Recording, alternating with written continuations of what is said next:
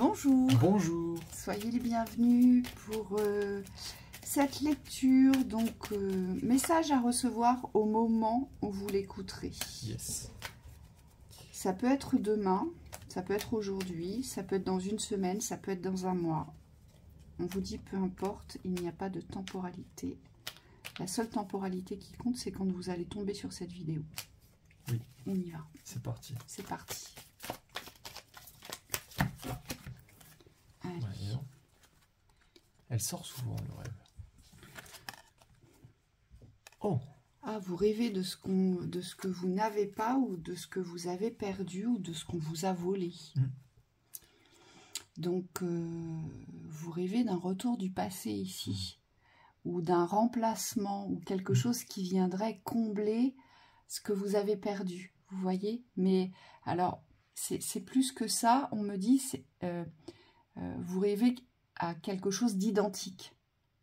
Vous voyez, de similaire, le même miroir, on pourrait dire. Voilà, c'est ça. Vous rêvez d'un miroir identique. Donc, vous vous projetez dans quelque chose que vous souhaitez vivre de nouveau, mais que vous avez déjà vécu, ou que vous avez déjà possédé, si c'est un bien matériel. Vous voyez? Ici. Oui. On vous a volé votre rêve, hein, quand même. Alors, moi, on me dit, il y a deux lectures, il y a quand même... ça, c'est sûr, vous y pensez. On me dit, ça a l'air d'être préoccupant dans votre esprit. Et on me dit, il y a deux cas ici. Soit vous considérez qu'on vous a volé votre rêve, et c'est vraiment quelque chose qui est déterminant, qui vient de vous. Soit c'est réel. Et on me dit, un rêve, c'est comme si on pouvait le récupérer, ce rêve. Il n'y a pas de rêve qu'on peut vous prendre. Parce que ce que je vois, c'est comme on me montre quelqu'un qui fait une chanson et qui dit ouais, mais on m'a volé ma chanson, quoi. Et en fait, on me dit bah non, parce que la chanson, c'est ce que vous êtes, donc on peut pas vous voler qui vous êtes. Mais c'est comme si vous deviez vous remettre en route ici, vers votre rêve. Il y a quelque chose que vous avez lâché, abandonné. Peut-être que vous avez baissé les bras, peut-être que vous vous êtes découragé, peut-être que vous ne vous êtes pas cru assez fort ou assez forte, ou alors pas capable, j'entends. Il y a quelque chose à vous réapproprier ici dans cette place de la réalisation. Moi ce que j'entends, c'est relevez-vous. Relevez-vous pour aller vivre votre rêve, ou pour aller prendre votre rêve, reprendre ce rêve. Vous voyez, si on vous l'a pris, si on vous l'a volé, aujourd'hui, il y a quelque chose à aller chercher. Et donc, ça veut dire qu'il ne faut pas rester dans l'espace des pensées ici. Oui. Il faut agir, vous dit-on. Oui. Hein? Et ça, c'est comme si vous n'y croyez pas. Mais on me dit pourquoi? Pourquoi vous ne croyez pas aujourd'hui que vous pouvez reprendre votre destin, votre vie en main? Ici, ça appartient vraiment au courage. Ces deux cartes, elles vibrent le courage. C'est le courage de reprendre la maîtrise sur votre existence. C'est le courage de vous relever. Et puis, c'est ce courage aussi de se dire que vous êtes bien vivant, vous existez, vous avez une place à prendre. Vous avez vraiment quelque chose ici à vous prouver, en fait. Pourquoi? Parce que si vous ne le faites pas, vous mourrez. Vous mourrez énergétiquement, vous vous éteignez. Parce que c'est aussi une nourriture, ce rêve. Vous avez besoin de vous nourrir de ce rêve. Oui. Dans la construction, pour pouvoir le vivre. Hein. C'est quelque chose qui vous recharge, ici. Et on vous dit, n'attendez pas d'être validé pour reprendre votre rêve. Le rêve, c'est vous-même que vous devez valider dans cette reprise de pouvoir. Ici, je vois des personnes assez timides, assez attentistes. Et on vous dit, il y a vraiment... moi, ce que je vois, c'est les rênes d'un cheval ici. Il faut... Le cheval, c'est comme s'il fallait le maîtriser, vous voyez. C'est pas de la domination, hein, c'est de la maîtrise. C'est reprendre les rênes de son rêve. Et le cheval, il est imposant. Il est imposant, il est lourd, il est ancré. Il fait du bruit, le cheval, quand il arrive. Vous voyez, on l'entend arriver. Il faut prendre cette place-là, on vous dit aujourd'hui, c'est vraiment nécessaire. Allez, suivant, allons-y. Les cadeaux.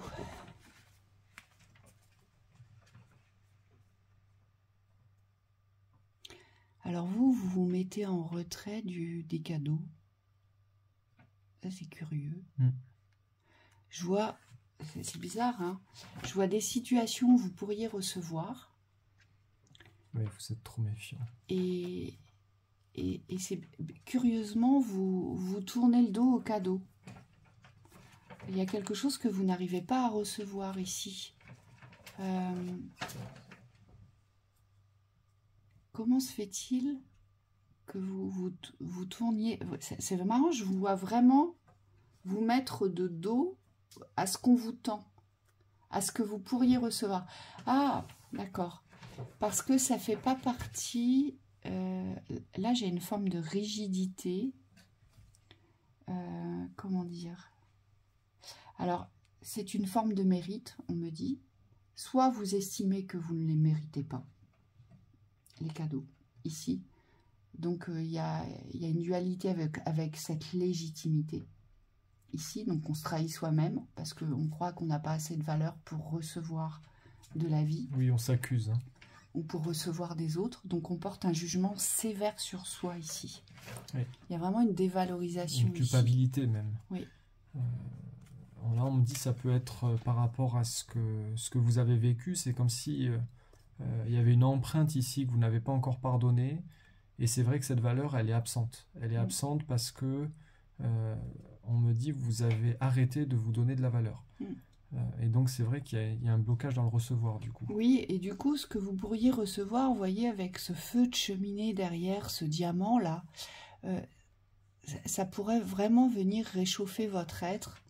Ça pourrait vraiment venir vous réchauffer dans le cœur, on vous dit. Ça pourrait vraiment crépiter, vous voyez, vous redonner, comment dire, de la vie dans ce cœur. Et aussi de reprendre un peu le flambeau de cette considération que vous avez perdue de vous-même. Hein, c'est ce qu'on nous dit. Oui. Donc attention, parce que pour certains, vous vous mettez en retrait de ce que vous pourriez recevoir ici. Oui. Après, il y a un autre type de personne ici. On me dit, vous ne voulez pas recevoir parce que vous ne voulez pas donner. Et vous ne voulez pas être redevable. C'est ça. Donc c'est plus facile pour vous de dire non, j'en veux pas. Comme ça vous préserve aussi du fait de donner. C'est comme s'il n'y avait pas de lien, vous voyez, il n'y a pas d'engagement dans le relationnel. Parce que ça, c'est vraiment une limite que vous posez vous. Parce que vous vous considérez comme étant à distance, comme étant étranger peut-être à un relationnel ici. Oui, et moi j'ai une autre lecture encore. Et là, j'ai des personnes qui donnent trop, par contre. C'est-à-dire qu'au détriment de vous-même, donc au détriment de savoir vous apporter ce dont vous avez besoin. Ici, j'ai des personnes qui sont tout le temps dans l'offrande, vous voyez. Et vous donnez trop, on vous dit.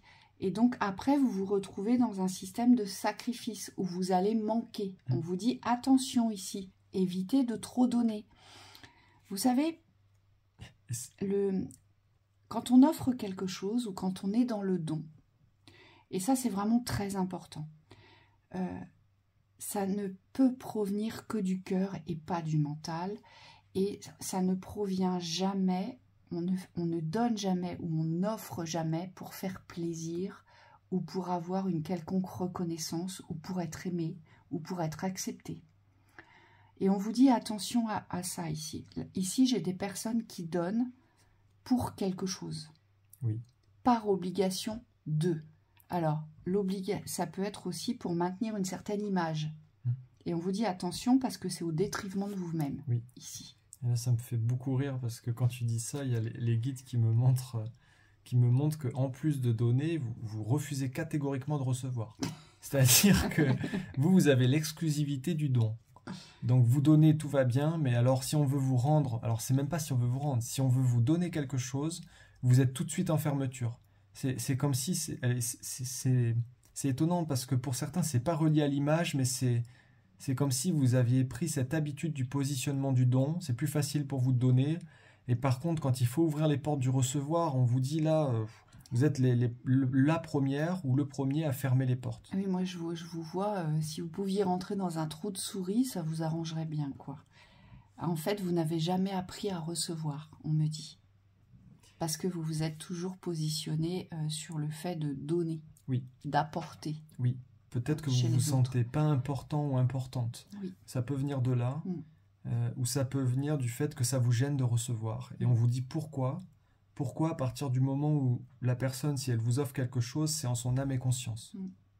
On me dit, il y a un travail d'ouverture là, ici, au niveau du cœur. Et le donner et recevoir, c'est pas que dans les cadeaux, c'est aussi dans vos activités professionnelles si vous êtes indépendant. Et je pense que là, cette situation, elle reflète ça aussi pour certains. Pour certains, on vous dit, dans le domaine professionnel, vous êtes trop dans le don et vous n'êtes pas assez dans la réception. Et donc, il y a une justesse à poser sur les prestations que vous offrez ou sur le matériel que vous vendez, peu importe si vous vendez des produits ou si vous vendez des prestations. Ici, on vous dit qu'il y a un ajustement à faire, peut-être ici au niveau des tarifs. C'est-à-dire que vous tenez compte aujourd'hui de l'émotionnel des personnes, de vos clients. Et on vous dit ça ne peut pas fonctionner comme ça parce que vos clients ne feront que prendre et vous serez exclusivement dans le don.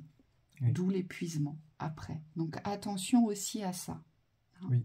Il y a toujours un équilibre. Oui, inversement, moi j'ai vraiment d'autres personnes qui... Vous êtes dans un relationnel ici professionnel où vous prenez, ou en tout cas vous recevez, mais c'est comme si vous vous êtes mis en retrait du don. C'est-à-dire que quand il faut donner de votre personne, vous hésitez.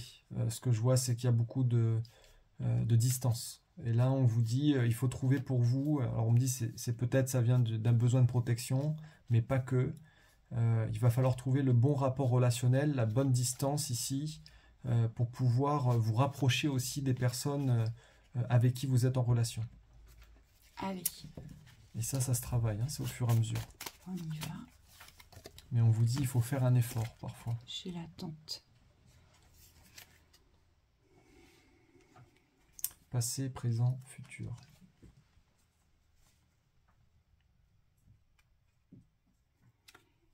Ici, Là, ici, il n'y a rien.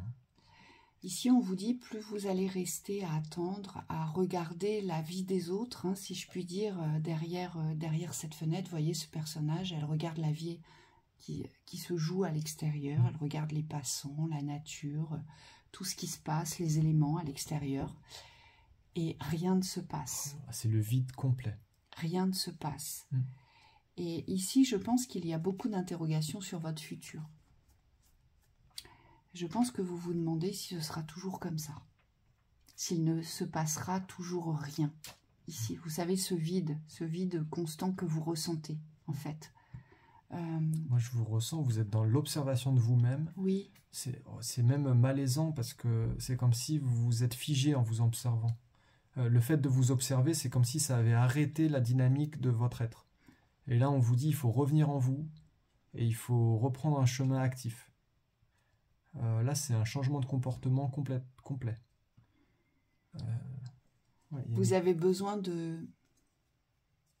C'est exactement ce que vous ne voulez pas faire. Je vous le dis, ça ne va pas vous plaire ce que j'entends. Parce que vous êtes... vous vous dites que ce n'est pas possible et que vous n'y arrivez pas, ici. Moi, les guides vous disent, il faut aujourd'hui vous mélanger à la vie. Il y a nécessité aujourd'hui de vous inclure dans la vie extérieure, dans tous les mouvements, dans toute la dynamique de la vie. C'est comme s'il ne fallait plus, merci Michael. Michael vous dit, il ne faut plus vous condamner à regarder votre vie défiler devant vos yeux aujourd'hui. Voyez, vous regardez votre vie comme vous regardez un film à la télé, en fait, où rien ne se passe. Et ici, on vous dit, vous ne pouvez plus être observateur de votre existence. Vous devez devenir l'acteur de votre existence ici. Oui. Pour pouvoir construire votre futur, mais le construire d'une façon objective ici, mais surtout d'une façon concrète ici. Oui, et là, Michael, pardon. Je voulais juste finir là-dessus, parce que plus vous allez regarder cette vie dans l'attente et dans la passivité, plus vous allez vous perdre et vous éloigner de la vie, on vous dit. Oui. Oui, Michael rajoute derrière que si vous observez des manquements dans votre présent, il faut vous en servir pour créer ce qui génère un manque chez vous. Aujourd'hui, vous ne pouvez plus observer les manques sans bouger. On vous dit ici, il faut créer ce dont vous avez besoin. Oui, et moi, ce que je vois, c'est que votre lieu vous enferme, vous emprisonne, parce que vous êtes tellement caché, tellement reclus dans ce lieu, ici, que c'est devenu une prison, ce lieu. Oui. Vous voyez? Oui. Alors, c'est comme s'il vous retenait pour ne plus faire partie de la vie extérieurement. Vous voyez? Donc, vous devez sûrement trouver des prétextes pour ne pas sortir aussi. Oui. Et moi, j'ai une autre vision, c'est-à-dire que vous êtes relié à un espoir au niveau du futur. Ça peut être lié à un lieu aussi. Et c'est comme si cet espoir vous absorbait. C'est comme si vous avez posé beaucoup d'attentes sur un changement ou sur quelque chose qui soit différent dans le futur. Et vous vivez en conséquence de ce changement.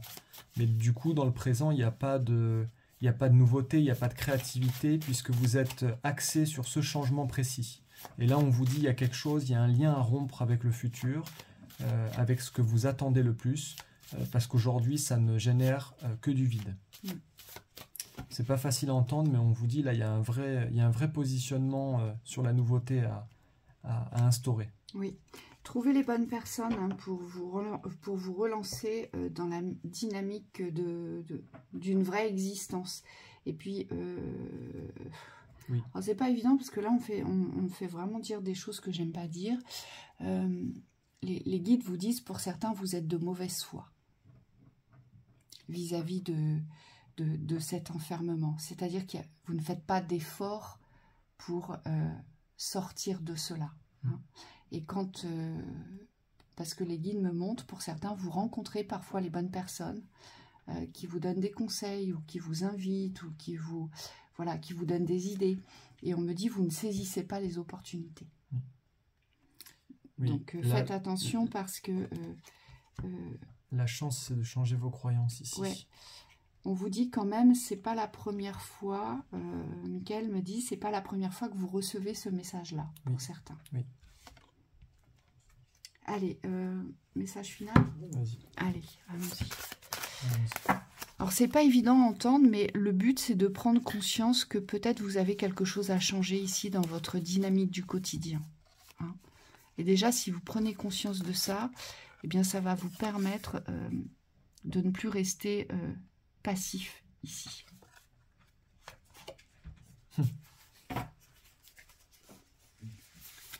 Hop.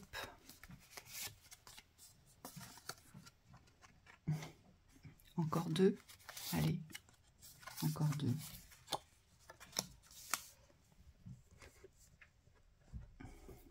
Alors, vouloir sauver l'autre, c'est refuser de se sauver soi. Ça, c'est la thématique avec le cadeau qu'on a vu tout à l'heure. Là, c'est toujours être dans cette pleine réception d'autrui, de ses besoins, de ses désirs. Voilà. Là, on vous dit, enlevez votre cape du sauveur, hein, parce que c'est de vous-même que vous devez vous occuper aujourd'hui. Ne dévoile pas tout. Là, on vous demande ici de garder des choses secrètes. C'est comme s'il ne fallait pas tout révéler. Moi, ce que je vois, c'est dans votre avancée, avancer avec votre connaissance du moment. Ça veut dire que vous n'avez pas aussi besoin de tout savoir pour pouvoir avancer. Là, ça fait référence à la dernière situation.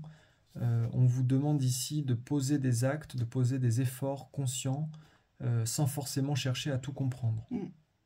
Après qui ou quoi cours-tu ?